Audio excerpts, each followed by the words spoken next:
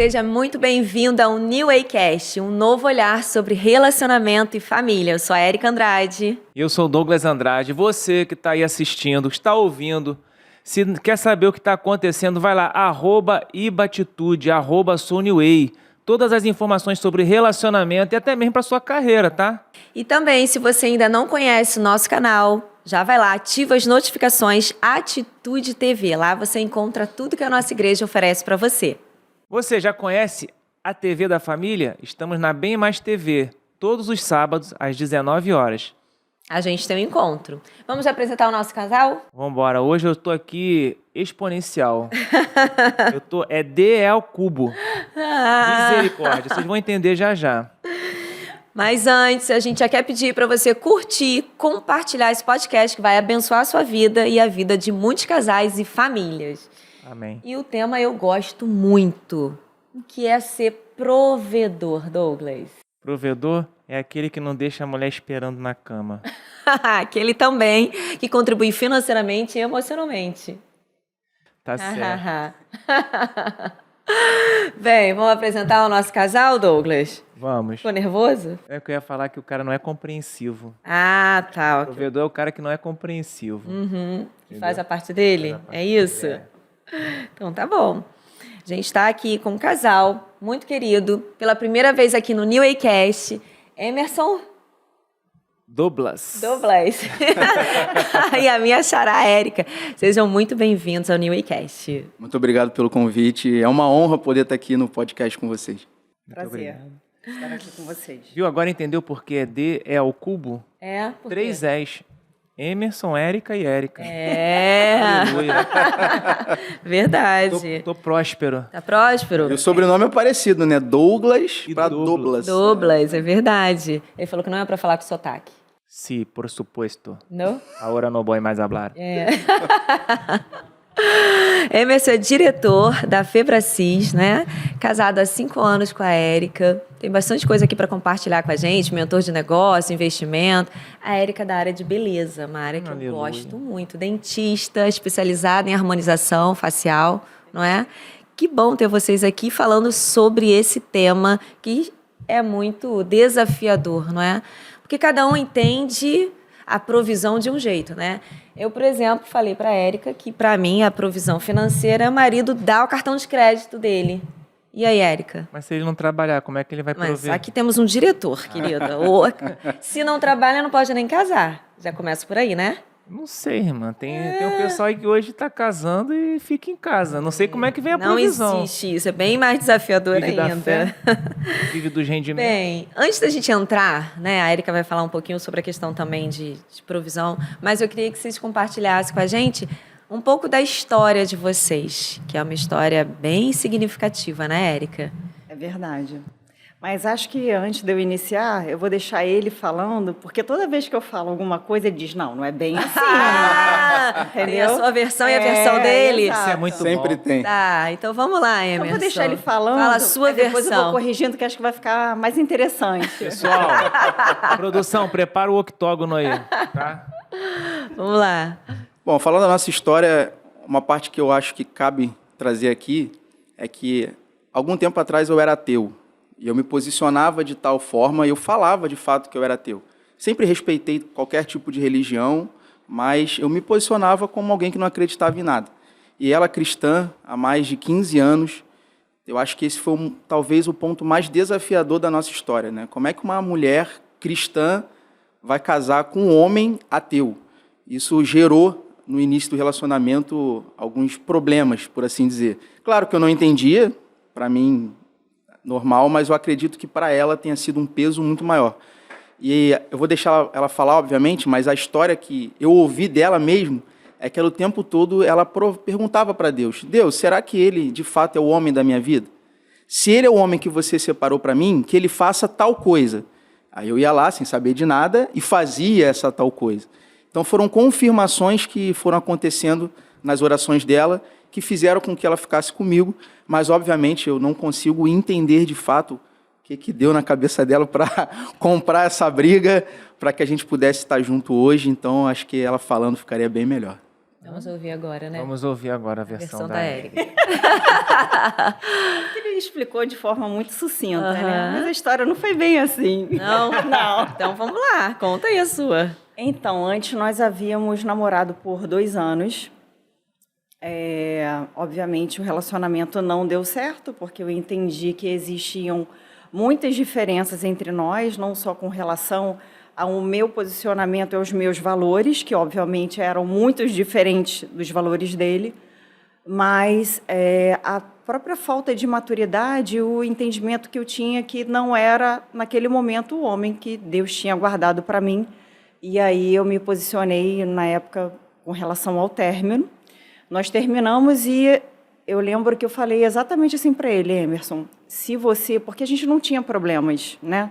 Assim, a gente não era um casal que brigava, a gente se dava super bem, né? Inclusive, acho que para ele era bastante confortável, porque eu sou uma mulher que eu não tenho, vamos dizer assim, certos atributos que eu acho que dificultam um pouco a relação, como, por exemplo, ciúme, né, insegurança. Eu acho que eu sou uma mulher bastante tranquila com relação a algumas questões inerentes à personalidade. Mas eu entendi que, independente disso, né, naquele momento existia uma aresta muito grande entre nós, né, um espaço muito grande entre os meus valores e aquilo que eu esperava do homem certo para que eu viesse a casar. Inclusive com relação ao próprio conceito, né, do casamento, que para mim é uma coisa que me aliançar a um homem é algo consagrado e sagrado, né? E até por causa disso eu nunca havia me casado com homem nenhum, e o entendimento dele a respeito disso era completamente diferente, de que isso não tem nenhum valor, e ele entendia isso como sendo um papel. Isso é um papel, e se um dia a gente se separar, eu não quero dividir os meus bens com você, sendo que ele não tinha nenhum bem, quem tinha bens na época era eu, entendeu? Mas ainda assim era o pensamento dele, porque acho que hoje é algo que está muito ligado ao que a própria sociedade, né, acaba incutindo no nosso pensamento, né? Sem sombra de dúvida, né? Quando eu era mais novo, por não ter entendimento bíblico do posicionamento do homem ou da mulher, e sim, sendo ateu, me posicionava dessa forma, eu era muito material. Então eu achava que casar era só um papel, era só uma tradição da sociedade, eu não tinha olhos espirituais para o casamento, não fazia ideia da aliança, eu não fazia ideia de nada. Era simplesmente um papel da sociedade para dizer que era casado, e que aquele papel, no caso de um término, só dificultaria as coisas. Então, essa é minha imaturidade da época, era essa, e foi assim que a gente se conheceu, e obviamente que não deu certo. Mas, enfim, passamos 2 anos separados, e aí eu acredito que tenha sido a mão de Deus, porque até então não existia mais sentimento nenhum dentro de mim, né? Mas foi logo no início da pandemia, né, em que eu já estava com outros planos, né? Eu ia morar no exterior e já tinha vendido tudo.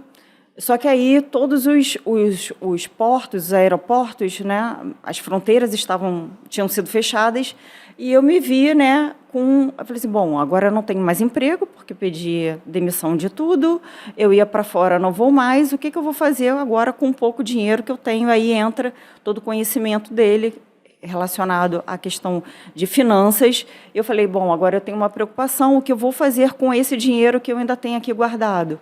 Liguei para ele, ou melhor, nem liguei, mandei uma mensagem perguntando se ele poderia me passar o nome do gerente do banco dele na época, para que eu pudesse fazer as aplicações, enfim. Eu não pedi para que ele fizesse nada, eu só queria o telefone da pessoa. Mas ele entendeu que esse era aquilo que ele precisava, né? E aí ele, não, eu não vou te dar telefone de ninguém, eu vou desembarcar. Eu vou te ajudar.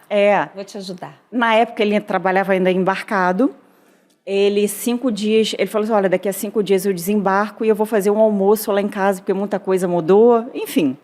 E aí, agora eu já estou morando sozinho, quero que você conheça meu apartamento, enfim. Ele entendeu... Você estava independente financeiramente, é isso? Não, financeiramente eu sempre fui independente, sempre trabalhei. A questão mais era a maturidade, né? Quando a gente namorou durante 2 anos, eu era alguém imaturo.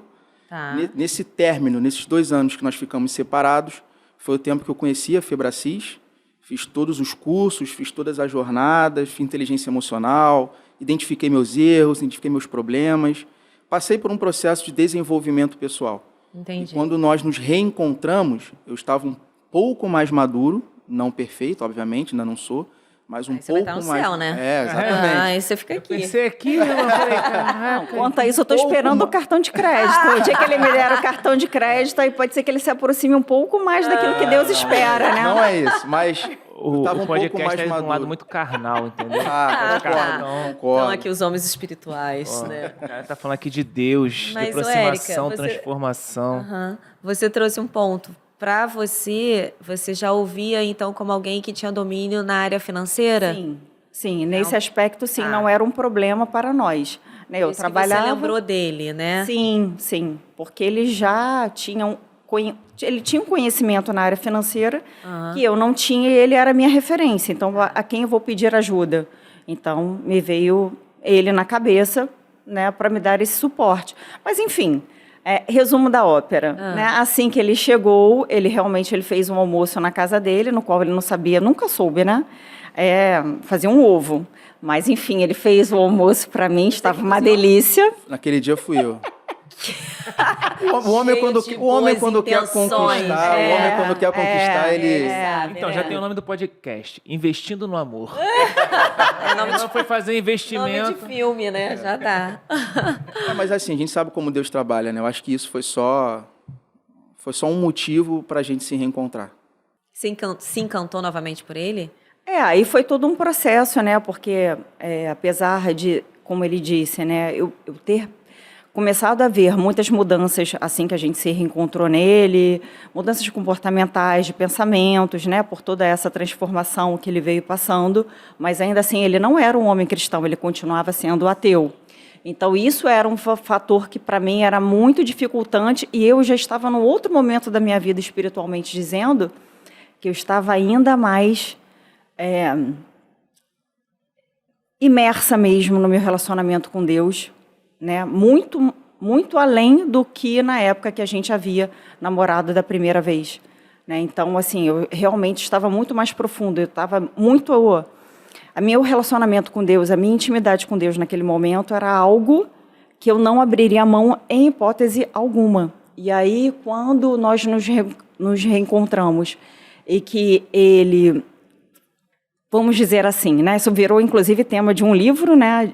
Um capítulo de um livro, no qual um devocional, né, que está sendo lançado aí já esse mês, que eu faço parte com algumas mulheres, mas virou o tema de um livro porque é algo que eu acho que possa acrescentar na vida das pessoas, né, de verdade, né, das dificuldades e do entendimento de como a gente deve buscar a Deus para que Ele responda coisas que na nossa concepção natural a gente não vai ter essa resposta. Só Ele pode trazer esse conforto, né, no nosso coração de saber que está se dando um passo em direção àquilo que Ele espera da gente. Né? E aí, enfim, eu entrei em vários propósitos, eu falei para ele, olha, a gente voltar, acho que não faz muito sentido, você sabe o que eu penso sobre casamento, a não ser que você tenha mudado, né, o seu pensamento sobre isso, você mudou o seu pensamento sobre isso? Aí ele falou, sim, eu estou preparado para casar. Aí eu achei aquilo meio estranho, falei assim, como assim? Né? Eu acreditava que estava, porque eu já tinha melhorado bastante. Então... Tá. Né? E você está pronto para ser pai? Sim, estou pronto para ser pai. Mulher, quando sabe o que quer, assim, ela quer casar, ela quer ter filho, Mas entendeu? essa resposta foi para dar o golpe ou... Não, de fato, eu estava diferente já, já estava um pouco mais maduro em relação a isso. Eu já queria ficar com ela, já a conhecia. E um dos motivos do nosso término era porque, na época, eu não queria ser pai. Quando nós nos reencontramos, eu já abri minha mente e eu já comecei a querer ser pai. Então, isso foi talvez um motivo que nos aproximou. E depois disso que veio a minha conversão, que é realmente a parte que talvez para ela tenha sido mais desafiadora, né? Como é que casa com um homem ateu? Então, aí no passo a passo, né, eu falei assim, bom, eu não quero ficar com você dentro daquilo que eu entendo que não seja o propósito que Deus tem pra gente, eu não quero ficar em fornicação, eu não quero nada disso, eu quero fazer da forma certa. Se for para fazer, você vai ter que entender e a gente vai fazer do jeito certo, ok? E aí, logo depois ele embarcou, né, eu falei, olha, até por causa disso Deus vai ter que me encher, porque o sentimento eu já não tenho mais. E aí eu entrei nos meus propósitos com Deus, eu sou assembleiana, né? Eu sou do fogo, né? Então eu comecei a clamar realmente assim para Deus, para Ele me dar as respostas. E aí vem a parte que Ele contou, né? Eu colocava para Deus, olha, Senhor, se Ele é o homem da minha vida, Ele vai ter que agir assim. Eu não vou abrir mão disso. Ele vai ter que fazer dessa forma, ele vai ter que reagir agora desse jeito. E assim foram processos e as respostas elas foram vindo de forma muito natural, né? Ele foi fazendo exatamente aquilo que eu esperava que um homem escolhido por Deus e que deveria, né, ter a honra de estar ao meu lado, como eu acho que ele deveria agir. E assim as coisas foram acontecendo, eu entendi que... Aí eu falei assim, bom, Senhor, agora que eu entendi, e eu tenho certeza no meu coração que ele é o homem que você escolheu, agora você vai ter que fazer o restante da história, porque eu conheço a personalidade dele, não sou eu que vou chamá-lo para ir à igreja, não sou eu que vou gerar a conversão, não sou eu. Eu sou apenas um instrumento seu, você vai ter que fazer a sua obra por completo. E foi assim que foi feito, né? Aos poucos, eu fui colocando para ele as coisas que eu achava que eram realmente essenciais. Olha, então a gente vai casar no papel, a gente casou no papel, e ele não era ainda convertido, né? Porque eu não queria ficar... Você queria muito essa mulher, hein? O homem, quando quer, ele muda, né? Não, mas agora sim, pra mim, o ponto crucial aqui é o seguinte, irmã. Tu conhece a lei do mercado, né? Oferta e procura. É muita ousadia tua. Isso. Muita ousadia. Não, eu tô falando por quê? Não, é muita intimidade com Deus, Não, pelo que ela eu tô está usando trazendo. as palavras de mercado. Porque, assim, é pra mexer com quem tá ouvindo ou assistindo. Diante da escassez de homem no mercado, como é que tu me chega para Deus e fala que ele faça isso se ele não fizesse? Tu estaria disposta a não prosseguir com o relacionamento? Com toda certeza. Amém. Porque é uma pergunta que eu faço muito quando eu estou falando com jovens, porque todo mundo quer viver os planos de Deus. Ah, quem quer viver os planos de Deus? Todo mundo levanta a mão. Mas será que quer mesmo? Ou quer viver os seus planos em Deus, que é diferente, né? Ou tentar viver isso em Deus. Então, se Deus falar, larga ele, será que a menina ou o rapaz, ou largaria mesmo? Porque quer viver os planos de Deus? Então, ali é uma oração ousada, entendeu? Por isso que a gente também aconselha o casal de namorados e noiva a não orar juntos. Porque imagina eu orando assim, Senhor, se for a Érica, que o Senhor me revela, se não for, que o Senhor tira da minha vida, ela vai olhar para minha cara, ela mesma vai me largar ali. Entendeu? Então, assim, é um passo de fé, é um passo de ousadia e acreditar que vive mais vale um dia na presença de Deus do que todo dia casado, entendeu? Mas sem estar na presença dele. E aí me fala, como é que foi o processo da conversão? Bom, o processo de conversão, Deus falou muito comigo para que isso acontecesse e envolveu muitas pessoas. Mesmo sendo ateu? Mesmo sendo ateu. Você sentia, você ouvia? Explica, eu quero saber, como é que o ateu ouve Uma Deus? voz no seu ouvido? Como que Não, é isso? de forma alguma, mas eu vou explicar. Tá. Primeiro teve as orações dela, depois que a gente ficou junto, que ela aceitou casar comigo, mesmo sendo ateu. Ela orou bastante para que Deus me convertesse. Então, houve essa parte dela. E teve uma outra parte também, que foi a parte profissional. Na época, eu trabalhava embarcado em navio e eu queria largar essa profissão. Eu não queria mais embarcar, estava me fazendo mal. E eu queria fazer uma transição de carreira. E no meu caso, especificamente, eu queria entrar na Febracis. Eu queria ser treinador de lá. Você já tinha esse desejo? Já tinha, eu já estava fazendo os treinamentos, o curso. Verdade. E eu queria ser treinador, eu queria fazer parte daquilo. E eu lembro que eu recebi o convite para ser treinador. Ela já tinha me entregue que eu não ia ser dessa forma. Isso me magoou, me deixou muito chateado. Recebi o convite para ser treinador. Parei de embarcar, pedi demissão. 3 meses depois, na hora de entrar no processo seletivo, me botaram de fora. Me tiraram do Aí ela processo falou seletivo. assim, te falei. A mulher, quando ela fala, acontece, né, Douglas? A mulher Não sábia, tem jeito. né? Aleluia, Não tem irmão. jeito. E isso me deixou muito chateado, eu voltei a embarcar e eu meio que abandonei, eu parei de frequentar a empresa. Eu ia muito de voluntário, muito de monitoria. 6 meses depois, me chamaram novamente para ser monitor. Eu não estava muito afim de ir, mas eu aceitei. E é ali que começou o processo de fato de conversão. Porque eu ainda como ateu, tinha uma outra pessoa voluntariada, ela olhando para mim me chamou e disse, Emerson, você é cristão? Aí eu, na minha cabeça, poxa, esse assunto chato de novo. Eu falei, sou agnóstico. Era só para poder Se livrar me ali. livrar daquela conversa. Ela, você já aceitou Jesus? Eu disse, ainda não. E ela me entregou. Tem coisas travadas na sua vida que só vão destravar depois que você aceitar Jesus. E me chamou para ir na igreja no domingo. Vamos na igreja domingo? Aí eu, tá bom, vou falar com a minha esposa. Mas foi só para me livrar da conversa também. Naquele dia foi a primeira vez que alguém me entregou isso. No mesmo dia, um aluno falou a mesma coisa para mim. Cara, eu sinto que eu tenho que te falar algo, cara. Deus está dizendo que você tem que aceitar Jesus. Eu ignorei. Eu não tinha esse tipo de experiência. No mesmo dia, ela me chega em casa, por questões de saúde. Ela falou, Emerson, eu vou entrar num propósito e eu irei 7 dias seguidos para a igreja. Só que a igreja que ela frequentava na Assembleia é vigília, de madrugada. E eu ouvia muitas coisas em relação a pastores na televisão. Eu olhei para ela e falei, eu vou com você. Pra não deixar ela aí sozinha. Claro, de madrugada. Protetor. Olha o protetor. De madrugada, vigília. É. Assim, eu sei lá Que lugar que lugar é é esse? esse, Será que, que ela tá indo que pastor mesmo? é esse. Para uma igreja? Não é essa desconfiança, não é. Eu sabia que ela ia para a igreja, mas eu queria saber quem era o pastor e o que ele iria falar para igreja ela. é essa que é só de madrugada, Eu vigília, falei, vou com isso não é você. normal. Ela falou, tem certeza? Porque lá as coisas são Gente, eu tô diferentes. imaginando ele entrando. Ai, irmã. Ela tentou me Marido não quer ir explicar. pra igreja, Sendo vai que pra ele nunca vigília. foi numa igreja, nunca tinha ido, né, até então, numa igreja evangélica. Quando ele foi logo para a igreja do Logo fogo. pentecostal. Então, quando eu cheguei na igreja, aquela pessoal rodando e caindo e falando em línguas. E Gente. na minha visão, eu falei, gente, para que esse teatro todo? Para que essa bestinha? Dá para ficar quietinho, adorando o que você acredita? E nisso o pastor desce do púlpito, são profetas, e eles começaram a me entregar. Ó, Deus manda te dizer que Assim, direto. pra você. direto. Aqui chegou o seu momento, ele quer você para ele, chegou a sua vez, que ele vai te prosperar. Só que era algo, na minha cabeça, tão generalizado, que serve para mim, mas serve para qualquer pessoa, e não tinha nada diferente. E ela já tinha entendido esse mover.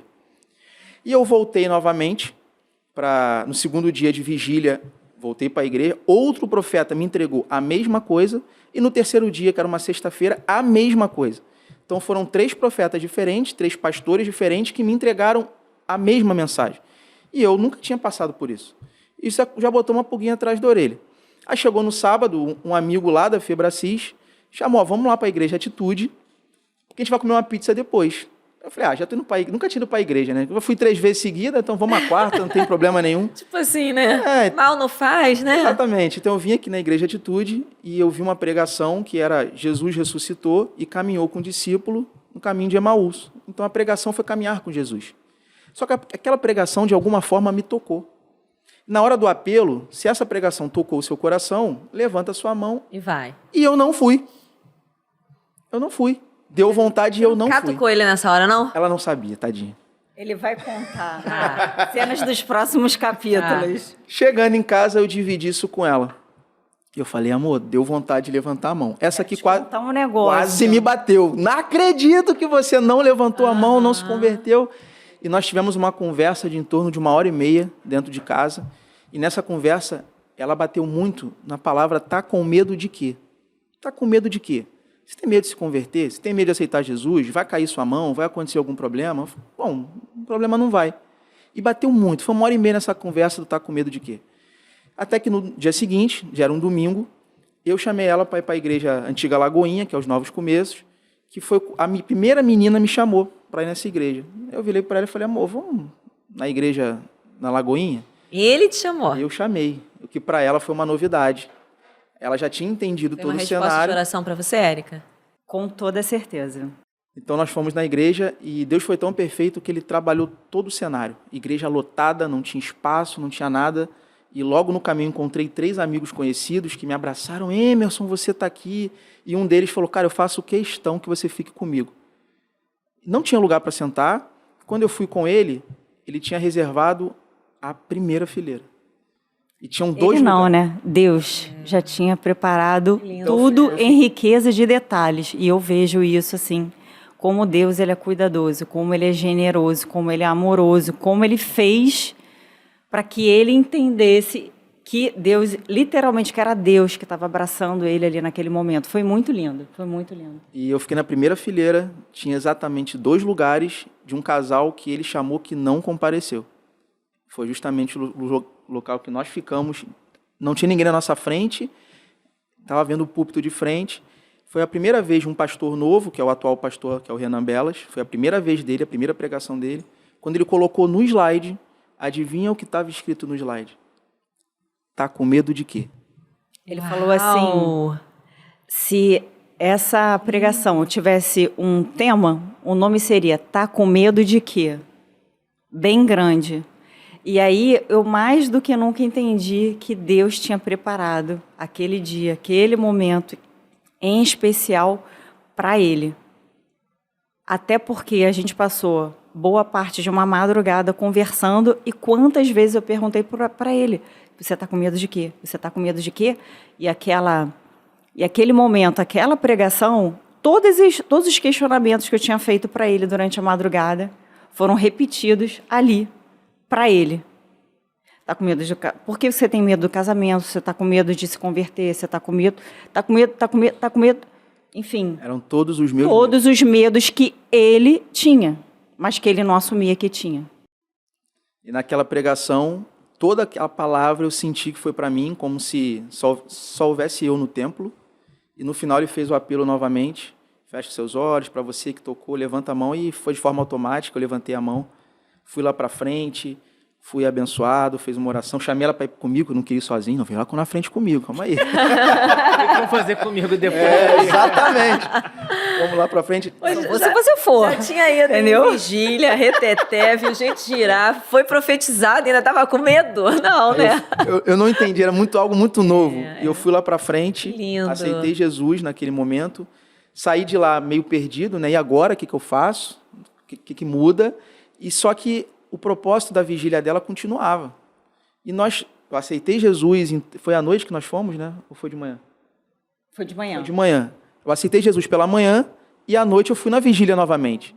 Quando eu cheguei na vigília, o profeta desceu do púlpito igual uma flecha, direto para mim, olhou para mim e falou, a partir desse momento, eu vou te dar isso, vou abrir essa porta, você vai parar de embarcar, eu vou te dar um emprego novo, eu vou te exaltar nesse emprego. E começou a me entregar tanta coisa, e eu pensei, o que mudou de ontem para hoje? O profeta não sabe que eu me converti. Eu não contei para ninguém. Foi hoje de manhã a minha conversão. E agora à noite ele já me entrega algo completamente diferente. E foi isso que aconteceu. Então, assim, foi a primeira experiência que eu tive com Deus de fato, de Deus falar, que até então eu nunca tinha tido esse tipo de experiência. E de lá para cá eu falo que o céu se abriu. Depois da minha conversão, eu me batizei, eu entrei para o seminário, comecei a estudar, comecei a ler a Bíblia, comecei a entender o que era de fato ser cristão. E as coisas profissionais começaram a caminhar na minha vida. Naquele ano que eu me converti, meses depois, eu parei de embarcar, entrei de fato na Febracis, e nessa vigília foi me entregue que Deus iria me exaltar dentro desse local, que Deus tinha separado uma porta para mim lá dentro. Eu não conseguia entender o que era. Ser treinador da Febracis, para mim, parava ali, não tinha mais como crescer. Nem nos meus melhores sonhos eu iria imaginar que eu me tornaria o diretor da empresa. E isso durou apenas 5 meses. Então, de aluno, fazendo o curso, para assumir a direção da empresa e estar hoje à frente da Febracis em todo o território do Rio de Janeiro, isso durou apenas 5 meses. Então, eu tenho certeza que isso foi um agir e um mover de Deus. Não foi pela força do meu braço, não foi por conhecimento ou capacidade, simplesmente Deus me escolheu por conhecer meu coração, saber onde eu posso chegar. Eu aceitei esse desafio e eu estou aí. Onde Deus agora disser, eu estou indo. Você está falando de um Deus que é provedor. Ele deu a provisão de tudo aquilo que a Érica foi pedindo, que ela foi solicitando, e ele foi dando a provisão. Até mesmo o tema da mensagem foi a provisão divina. Dentro desse contexto, qual é o papel do homem hoje no casamento como provedor? O que você entende? Como a gente pode ajudar as pessoas que estão ouvindo assim, caramba, o provedor. Eu sou o provedor desta casa. Primeiro eu queria falar para quem está ouvindo que provedor não é somente financeiro, não é só pagar conta. Viu, mulheres? Muita gente acha que é só isso. Homem sábio, aleluia. Passa por isso, tem isso, o homem tem sim que prover física e materialmente a família, mas não é só isso. O homem ele também tem que prover a parte emocional e espiritual. Então o homem ele é responsável, ele é o mediador dentro de casa, ele tem que deixar a esposa segura quanto ao relacionamento. E isso é uma coisa que não vem acontecendo nos dias de hoje. Cada vez mais estão sendo construídos homens fracos, homens que não provê, homens com 30 anos que moram com os pais, homens que não trabalham, acham que está tudo bem. E a mulher está tendo que tomar esse posicionamento. Hoje as mulheres estão fortes demais. Elas têm que cuidar da casa, têm que trabalhar, têm que prover, muitas das vezes, porque elas acabam casando com o menino e não com o homem. Então o homem ele tem que deixar a mulher segura emocionalmente em relação ao seu casamento. E espiritualmente também. Então é o homem que tem que orar pela família, é o homem que tem que fazer devocional pela família, é o homem que tem que chamar a família e orientá-la nos caminhos de Cristo, nos caminhos da palavra. Isso é a função do homem. E eu falo isso, mas isso serve para mim também. Eu estou aprendendo a agir dessa forma. Eu estou falando aqui, mas não quer dizer que eu faço 100% não. Eu sou muito falho. E uma coisa que eu percebi, quando eu comecei a aprender sobre essa provisão, é que eu estou num grupo de homens e foi perguntado nesse grupo qual o homem que orava com a sua esposa dentro de casa. E nesse grupo em que eu estava, ninguém orava. Nenhum homem orava. Eu comecei a me questionar, mas por que isso acontece? E teve um rapaz que falou para mim que ele ora sozinho, ele ora no carro, ele ora no trabalho, mas com a esposa ele tem um bloqueio na hora de orar. Então nós entendemos que o inimigo, quando ele quer atacar, quando ele quer destruir a família, a sociedade, ele ataca o homem. E eu comecei a colher alguns dados que eu achei muito alarmante. Se você parar para analisar, 9 a cada 10 presos são homens. 9, Estatística aí, Douglas. 9 a cada 10 presos por violência, crimes pesados, são homens. 9 a cada 10 outros tipos de crime por droga, são homens. Se for pegar 7, se eu não me engano, 7 a cada 10 suicidas, são homens.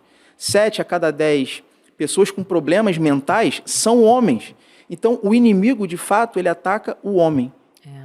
É porque é a cabeça. Exatamente, Ele é a né? cabeça. Jesus instituiu o homem como cabeça, né, do seu lar, como sacerdote. Então é óbvio que o diabo vai tentar desconstruir, destruir esse homem. É por causa disso que a gente vê hoje, infelizmente, as pessoas ainda não conseguem compreender porque os valores, o valor familiar, que valor se tem hoje? Os valores estão completamente distorcidos.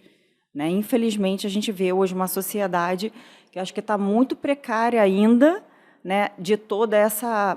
de entender todo esse processo. Eu acho que não basta só você congregar, né, num ambiente em que Deus é entoado, é exaltado, mas você tem que viver os preceitos de Deus. Isso é completamente diferente. Verdade. Eu ouvir e congregar não quer dizer nada. O quanto que eu estou aplicando aquilo que eu aprendi, aquilo que eu entendo como sendo certo na minha própria vida. É muito fácil a gente poder apontar os outros, né? A gente criticar os outros, mas o quanto que você hoje está fazendo pela sua própria vida, pela sua própria família. O que você entende como família? Né? E aí, falando um pouco para os jovens que talvez estejam, né, ouvindo nesse momento, o quanto que você está hoje construindo aquilo que você entende que é o ideal para que você possa ter uma família, né? Uma família perfeita, uma família plena, para que você tenha aquilo que Deus guardou para você. Será que você realmente está fazendo o seu papel? Né? Onde é que você está se colocando hoje? Será que hoje você está mais preocupado em você ficar em casa, ficar vendo as redes sociais, né? Ficar, de repente, evitando ou atrasando certas coisas na sua vida porque você está com preguiça ou porque você tem dúvidas, ou porque é mais fácil dessa forma? Então, a gente eu acho que a gente vive uma sociedade hoje que quer muitas coisas, mas não faz aquilo que é necessário para que ela tenha na vida dela aquilo que ela quer. São coisas completamente diferentes. Então, acho que a gente tem que olhar primeiro dentro da igreja para a gente. Né? Nós somos a igreja, né? Sim, enquanto servos, enquanto filhos, né? Porque eu me coloco assim, enquanto filha. O que eu estou fazendo aqui? Será que eu estou fazendo aquilo que Deus espera que eu faça para que eu possa ter vida em abundância? E o inimigo ele entendeu isso, que para ele destruir a família, para ele destruir a sociedade, para ele destruir a igreja, ele tem que atacar o homem. O alvo final é o homem. A mulher ela só é um canal. O espírito de confusão, o espírito de Jezabel, é só um canal para atingir o homem. E existe uma outra estatística positiva que fecha esse entendimento, que eu comecei a entender por quê. Vendo as estatísticas, a gente percebeu que quando um filho se converte, apenas entre 3 a 5 famílias se convertem. Então, o filho, ele se convertendo, ele não consegue hoje trazer os pais. é desafiador demais. A cada 100 filhos convertidos, de 3 a 5 famílias se convertem. Quando a mulher se converte primeiro, a cada 100 mulheres convertidas, nós estamos falando agora de 17 famílias sendo convertidas. Então, a mulher, quando ela se converte, ela tem uma dificuldade enorme de trazer o homem. Visto que eu demorei 3 anos, ela se converteu primeiro que eu, demorou 3 anos para eu conseguir ir para a igreja. Então, a mulher ela não tem essa capacidade. Eu vejo hoje muitas mulheres convertidas reclamando que o homem não vem, que o homem não se converte. Porque não é papel da mulher fazer essa conversão. A cada 100 mulheres, somente 17 famílias. Mas olha só que interessante. A cada 100 homens convertidos, são 93 famílias sendo convertidas. Uau! Então, o homem ele é capaz de trazer a família. E é isso que o inimigo não quer. Então, o inimigo, sabendo disso, ele vai atacar e destruir o homem. E é por isso que é triste nós vermos uma sociedade hoje com homens fracos. Homens com 30 anos, morando com os pais, jogando videogame, só quer saber de noitada, bebida e acha isso normal. E o inimigo está rindo demais por causa disso. E as mulheres estão tendo que tomar esse espaço. As mulheres estão tendo que se posicionar e ser a cabeça da casa. E fica um relacionamento completamente disfuncional. Na verdade, as mulheres se veem obrigadas a assumir papéis que elas não deveriam estar assumindo. Com isso ficam tão pesadas, né? E é por isso que a sociedade hoje vive uma inversão de valores. Está tudo fora do lugar, está tudo errado. Não são só os homens, eles têm que perceber como eles estão sendo atingidos para que eles não se permitam, e as mulheres também entenderam que elas não têm que assumir papéis, que elas se veem obrigadas, ainda que elas se veja, ela tem que entender o papel dela dentro do casamento para que o casamento seja aquilo que Deus instituiu como sendo o ideal, ou o que Ele espera. Né? Então, acho que assim, tanto o homem quanto a mulher, a gente tem que entender onde é o nosso lugar, qual é o nosso papel, né? E entender que existem movimentos que são necessários ainda que certos tipos de insegurança façam parte, estejam inerentes ao nosso dia a dia, porque ter um homem que dê essa provisão, né, tanto no âmbito financeiro, como espiritual, como emocional, como psicológico, que é o que eu entendo como sendo provisão, é muito difícil. Né? É uma busca, né, diária, né? A gente vai morrer buscando ser, ou deveria morrer buscando ser alguém melhor do que eu era antes. Com né? certeza. É o que eu entendo. Ser a imagem e semelhança de Cristo é um desafio diário, né? É uma busca diária também. Eu costumo falar que para o homem é um pouco mais complicado até. Por quê? Porque o homem ele tem que amar a mulher assim como Cristo amou a igreja. E Cristo morreu por ela. Dá a vida, hein? Eu pergunto pro Douglas. Então o homem ele tem que morrer pela sua família. É um trabalho desafiador. Não é para qualquer um hoje em dia. Você morreria por mim? Com certeza, amor.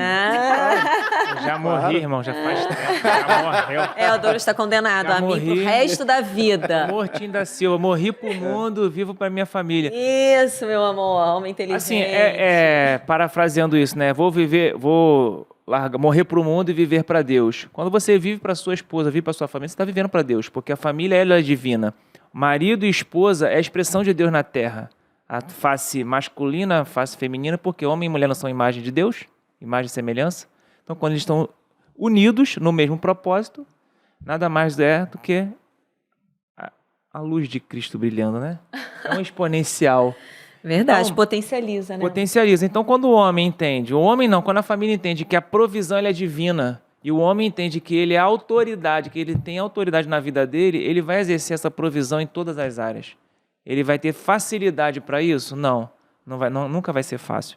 Mas ele tem que acreditar que ele é o provedor e que ele vai criar todas as circunstâncias para que o Emerson encontre Jesus, para que a Érica encontre a paz, para que ela encontre a segurança, para que ele encontre a provisão financeira, entendeu? Então, o homem ele vai buscar a parte financeira, a emocional e a espiritual.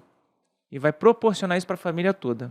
Isso é prover. É isso que Deus fez. Ela pedia, Ele te dava. Você pediu, Ele te deu. Então, assim, se você entender que Deus é provedor e que você tem que imitar, ter a mente e o caráter de Cristo, você consegue. Chegou aquele momento muito esperado aqui no New Waycast, não é, amor? Isso aí. Se precisar de dinheiro, pede pro Emerson. Faz lá o curso Febracis, a gente vai colocar o arroba aqui do Emerson para você ser bem-sucedido, próspero. Mas é um momento que a gente gosta muito, que é uma pergunta surpresa para o casal. Vem, Ana, pode chegar. Não fui eu que fiz dessa vez, né? Tá aqui a pergunta. A gente fala que é uma caixa bomba, né? Mas hoje não é caixa bomba. Eu ia perguntar isso. Não. A pergunta é tranquila ou... Não sei. A gente Então. não sabe também? Não sabemos. Foi a Às equipe vezes que fez aqui, tá? Em tempos de adversidade, qual foi a maior lição de fé que vocês aprenderam juntos como casal? A maior. A maior. Vamos ver a Érica. Lembra? Acho que a Érica teve mais... Acho que ela sofreu mais, Sofreu tadinha. mais, Érica. Acho que assim, como eu estava muito pautada na fé, né? A minha fé, ela foi inabalável, mas eu vou falar um momento. Tá. Acho que vai ser difícil aqui resumir, mas eu passei por 3 abortamentos e isso eu fiquei me preparando enquanto mulher, né, fisiologicamente e em oração. Psicologicamente também, né? Em todos Sei os o que é ser aspectos. tentante. Espiritualmente também dizendo, porque essa terceira vez nós resolvemos fazer uma FIV, né, uma fertilização in vitro. E além do custo financeiro ser altíssimo, né, acho que assim, todos os nossos, emocionalmente dizendo, né, eu estava preparada para aquele momento, que foi quando a gente fez a fertilização e, enfim, eu já estava gestando, né, todo o processo foi realizado e eu com 4 meses eu perdi o bebê. Então, nesse momento, para eu não perder a minha fé, acho que foi assim um momento extremamente desafiador, porque eu entendi que eu tinha feito aquilo que Deus esperava que eu fizesse. Eu me preparei enquanto mulher fisiologicamente, ou seja, eu cuidei, me preparei para receber, né, esse embrião. Eu me preparei espiritualmente, porque eu fiquei 2 anos orando, até esperar Deus falar comigo, ao meu coração. Falei, não. Eu recebi também profecias de que aquele era o momento, que Deus estava preparando o meu ventre, né? Então, acho que tudo aquilo que eu entendi que era necessário para que dessa vez acontecesse, eu fiz. E ainda assim eu perdi. E naquele momento eu não perder a minha fé. Eu continuar amando a Cristo. E ele ainda na época, ele não era cristão, ele ainda era ateu. E aí quando eu lembro que foi muito desafiador, porque acho que assim, ele olhava para mim, ele não entendia, como ele não era cristão, ele falava, cara, como é que essa mulher não se rebelou? Como ela ainda continua adorando? E eu lembro que eu falei assim para ele, eu sei que você não entende, mas o meu amor por Deus é muito maior do que isso. E eu entendo que existe um propósito. Se não aconteceu, é porque tem um propósito. Ainda tinha alguma coisa, e se ele tiver que nos dar, ele vai nos dar do jeito dele. Não vai ser do meu jeito. Entende? E eu lembro que ele olhava assim, assustado para mim, e não entendia muito bem o que eu estava falando, porque ele nunca tinha vivido, né? Acho que esses momentos de fé até então na vida dele, mas eu entendi, acho que naquele momento, acho que sim, foi um dos momentos da minha vida mais desafiador, mas que foi onde eu entendi que o meu amor por Deus está além de toda e qualquer coisa, porque eu continuei adorando, louvando e cada vez mais em cumplicidade com Ele. Acho que esse foi o momento mais desafiador do nosso relacionamento. Eu acredito que nesse momento eu não estava preparado espiritualmente, eu era ateu ainda. Sim. Então eu não consegui prover emocionalmente no momento que ela mais precisou. Mas no momento dessa falta, dessa perda, dessa dor, e a gente passou por isso também, né? Nossa filha chegou com 15 anos de casado. Só o Senhor para suprir o nosso vazio, a nossa limitação, a nossa dor, esse momento. Só por isso que ela pôde ser preenchida por Deus. É Ele que é o único capaz de prover realmente no momento que o homem falha. Falta, não é? Porque a gente acredita, né, que o mundo, como vocês falaram, está tão virado que hoje tem gente que quer ter filho e não consegue. E aqueles que estão aí largados tem filho à toa e não quer o teu filho. Então, assim, onde a gente está errando? Talvez não seja o nosso erro. Talvez seja a circunstância. A gente tem que entender que há um propósito em todas as coisas para aqueles que amam a Deus e buscam esse propósito. E aí a gente ficou 2 anos ali praticamente só a gente. Entendeu? Mas não era isso que Deus queria. Ele queria que a gente compartilhasse. Então tem mais gente que vive isso. E talvez vocês vão ter que consolar essas pessoas, dar apoio para que essas mulheres e esses homens que vivem esse mesmo drama dentro de casa, porque não afeta só a mulher, afeta o homem também. Afeta a família, né? Afeta a família toda. Então, é dar suporte para que se crie uma, entre aspas, uma família aí, né? Que busca isso em Deus, mas a resposta vem dele, a provisão vem dele. Deus pediu a Abraão o único filho dele, Isaac, filho da promessa. Aí como é que Abraão vai entregar a promessa? Vai matar a promessa? Mas na hora Deus deu a provisão. Então, para todos nós, para todos aqueles que tentam e buscam, a provisão vem do Senhor. Se vier o filho, é do Senhor. Se não vier o filho, vão ser filhos espirituais. São milhares de pessoas que serão abençoadas pela vida daqueles que tentaram, mas depois vão ajudar e consolar outros que estão tentando também. Sem dúvida. Se eu puder dar um recado para os homens que estão nos assistindo, não cometa o mesmo erro que eu cometi.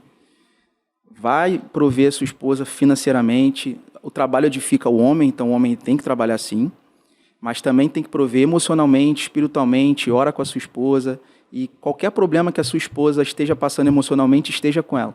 Não cometa o erro que eu cometi. Aproveita essa oportunidade para você não entrar no mesmo caminho que eu fui, que hoje eu me arrependo. Se eu pudesse voltar atrás, eu faria diferente, mas não pode, né? Não tem problema, só essa palavra agora já valeu. Pena que você sentiu a dor, né? Mas o processo faz parte. O que ele está falando é para isso, não sinta dor, não demore tanto. Sim, aprenda com o erro dos outros, não com o seu. Que essa história possa ecoar aí os 4 cantos da terra, para que as pessoas realmente sintam a presença de Deus, assim como a gente tem sentido, né? Através não só da emoção, mas também através do espiritual de vocês. Que Deus possa abundá-los, né? Em todas as áreas da vida de vocês. Se você quiser uma oração, né? Pode procurar eles lá na rede social deles. Pede oração. Que eles são, ó. Eles estão lá, ó. Casal de fé aí, Casal de oração. de fé vai orar para você também. Você pode mandar também o seu pedido aqui, @SouNewWay, que a gente está orando, intercedendo. Toda a equipe, né? Jejua e ora pelos relacionamentos, pelas famílias, a equipe do New Way, toda a coordenação de namorados e noivos, todos os líderes. A gente fica aqui intercedendo para que você tenha um relacionamento bem sucedido e abençoado, assim como Emerson e Érica. Obrigada, tá? Viram outros podcasts, é isso? A gente já deixa pré-agendado aqui? Com certeza, tem muita coisa para falar. Não vai deixar liberar rapidão. Não vou. Obrigada, tá? Deus abençoe vocês. E, ó, a gente se encontra no próximo sábado, Atitude TV, 18 horas. Meu beijo. Tchau, gente. New Way Cast.